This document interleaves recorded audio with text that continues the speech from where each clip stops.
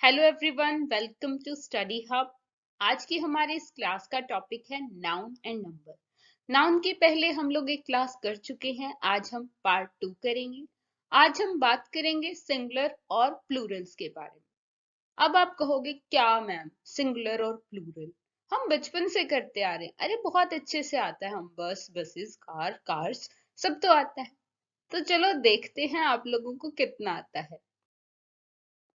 ये कुछ एक क्वेश्चंस हैं। Kettles are grazing in the field. The committee is unanimous on this issue. He gave me an information. Majority is in favor of this proposal.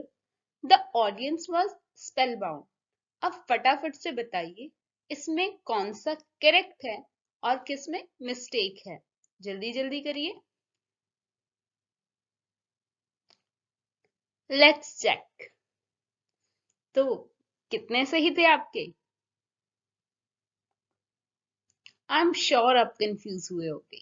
If yes, तो चलिए आज इस confusion को दूर करते हैं और चलते हैं कुछ रूल्स की तरफ।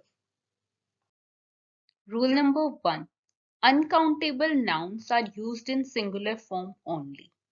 जो भी नाउन्स अनकाउंटेबल हों, मतलब जिन चीजों को हम गिन ना सकें, जैसे हेयर्स, इंफॉर्मेशन, वर्क, मिसचीफ, वो हमेशा सिंगुलर फॉर्म में होती है। आप लोगों ने देखा होगा ये वर्ड्स जो यहाँ लिखे हुए हैं, इन्हें हम हमेशा ऐसे ही यूज करते हैं, इनके साथ एस या ईएस नहीं लगाते।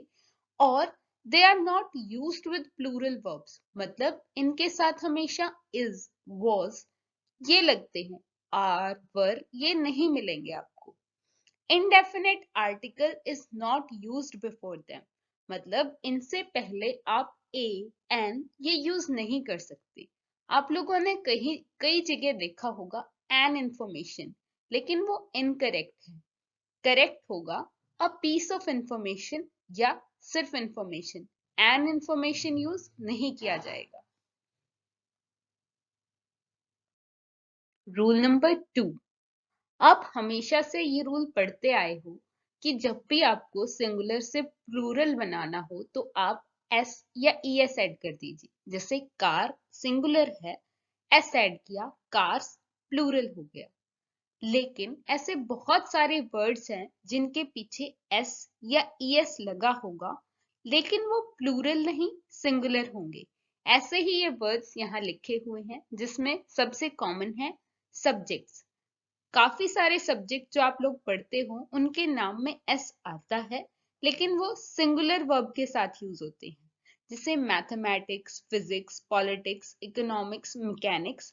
जब हमें इन्हें सेंटेंस में यूज करना हो तो हम लिखते हैं mathematics is my favourite subject. Mathematics are नहीं लिखेंगे।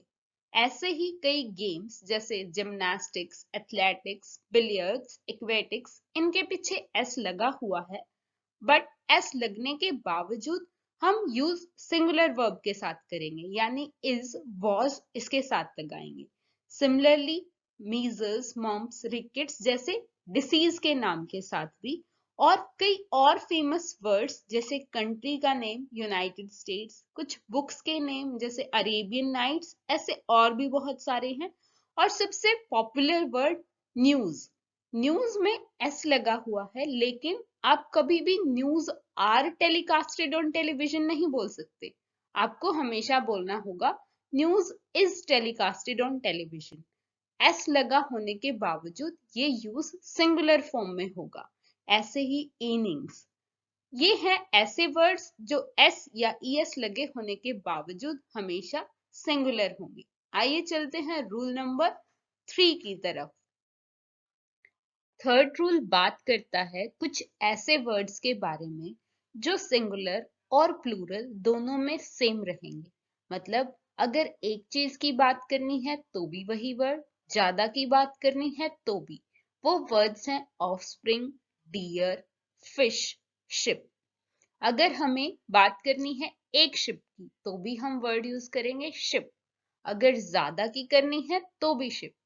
अगर हमें बात करनी है एक हिरण, एक डियर की, तो भी वर्ड यूज होगा डियर। और ज्यादा की बात करनी होगी तब भी डियर।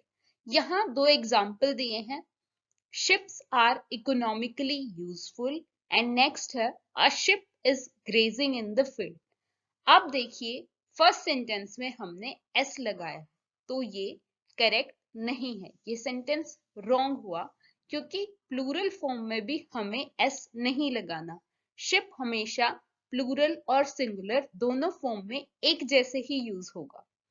सो फर्स्ट सेंटेंस हमारा ग्रामेटिकली रॉन्ग है और सेकंड हमारा ग्रामेटिकली करेक्ट है। Rule number 4। अब बात करते हैं कुछ ऐसे वर्ड्स की जो ज्यादातर प्लूरल फॉर्म में यूज होते हैं।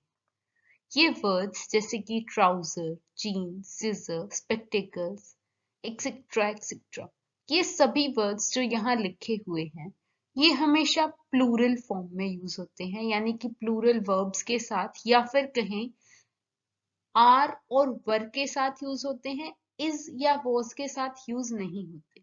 अब इनकी कुछ पहचान है, जैसे कि मोस्ट ऑफ ये वर्ड्स दो हिस्सों से मिलके बने होते हैं, जैसे कि स्पेक्टिकल्स। स्पेक्टिकल्स दोनों आंखों का होता है, मतलब दो हिस्सों से मिलके बना है। ऐसे ही जीन्स दो हिस्सों से मिलके बनी है, ट्राउजर्स दो हिस्सों से, सिजर्स काटने के लिए दो हिस्से होते हैं, टोंग्स। ऐसे ही कई सारी चीजें जो दो पार्ट से मिलके बनी हैं वो सभी प्लूरल फॉर्म में हमेशा यूज होंगी। उनको हमेशा आर या वर के साथ ही यूज किया जाएगा।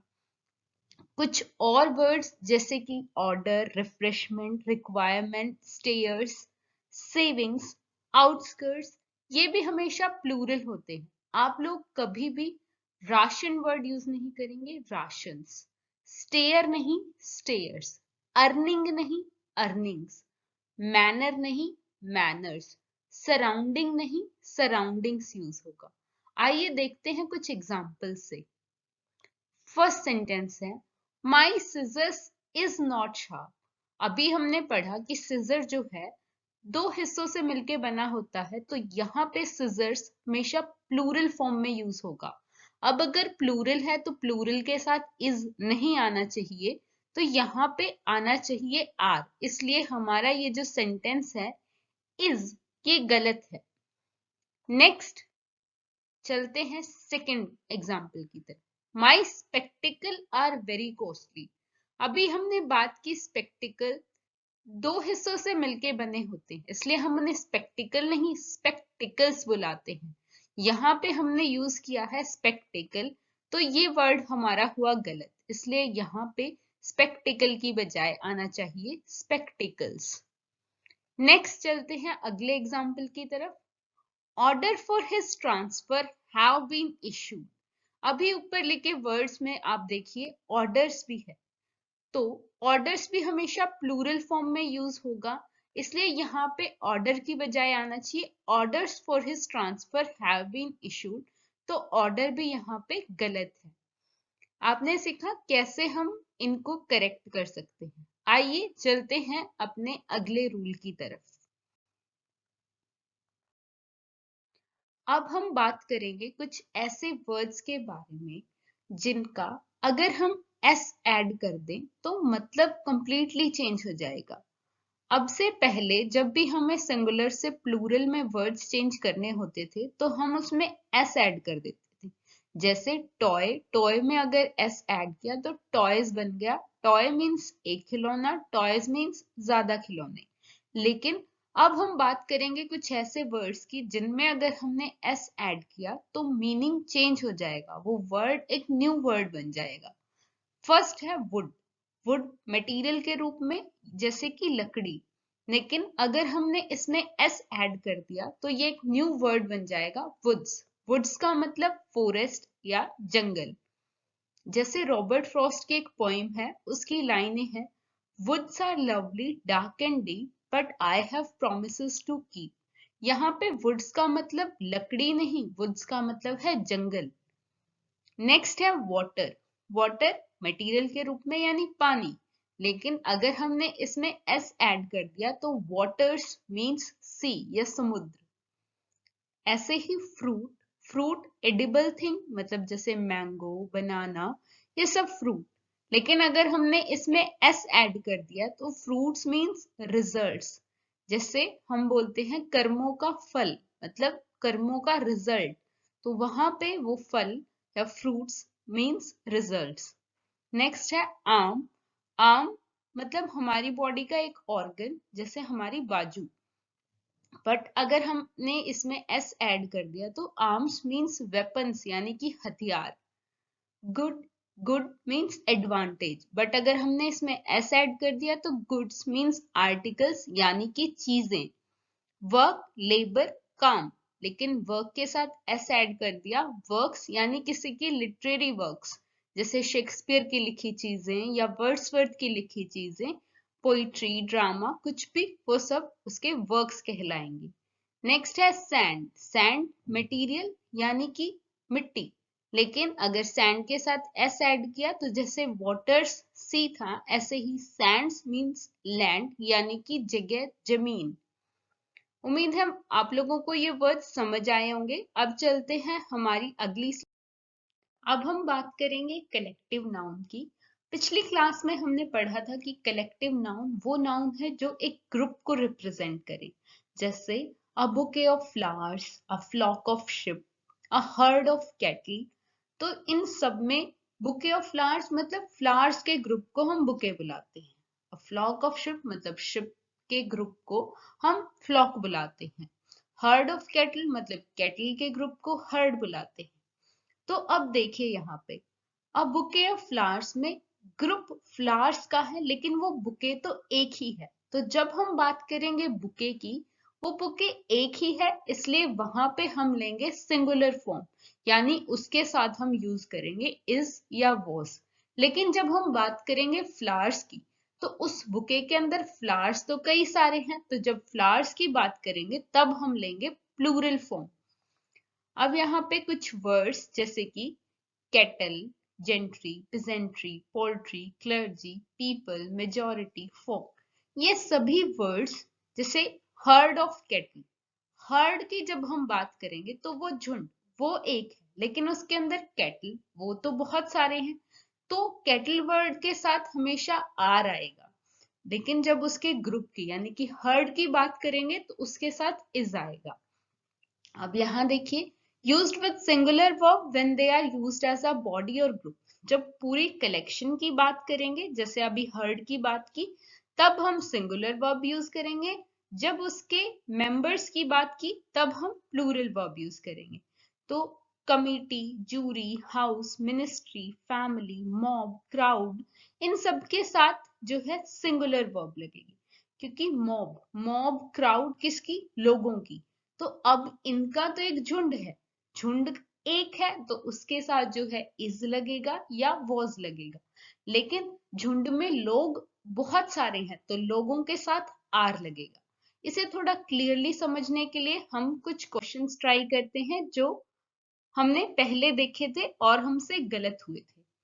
देखिए, cattles are grazing in the field. हमने अभी बात की, केटल होता है, केटल्स नहीं, केटल अपने आप में प्लूरल है, तो यहाँ एस नहीं आएगा, और इसे करेक्ट करने के लिए हमें यहाँ एस रिमूव करना होगा। अब ये प्लूरल था तो इसके साथ आर ही आएगा। Next, the committee is unanimous on this issue. हमने अभी बात की, कमिटी जो है पूरी उनका एक ग्रुप लोगों का कमेटी बना रही। अब कमेटी तो एक ही है, वो इस इश्यू से अनएनिमस है, तो यहाँ पे इज आया, ये करेक्ट है। Next, he gave me an information. अब हमने शुरू में ही पढ़ा था कि अनकाउंटेबल नाउन जो कि इंफॉर्मेशन है, यहाँ पे उसके साथ ए या एन नहीं आता, तो यहाँ एन नहीं आएगा। यहाँ करेक्ट होगा he gave me a piece of information या फिर इंफॉर्मेशन। नेक्स्ट है majority is in favour of this proposal. हमने अभी पढ़ा कि मेजॉरिटी जो है प्लूरल यूज होगा, तो यहाँ इज की बजाय आएगा are. The audience was spellbound, ये बिल्कुल करेक्ट। तो उम्मीद है आप लोगों को अब नाउन एंड नंबर का ये टॉपिक समझ आया होगा। आगे पढ़ेंगे अगली क्लास में। Till then take care, bye bye.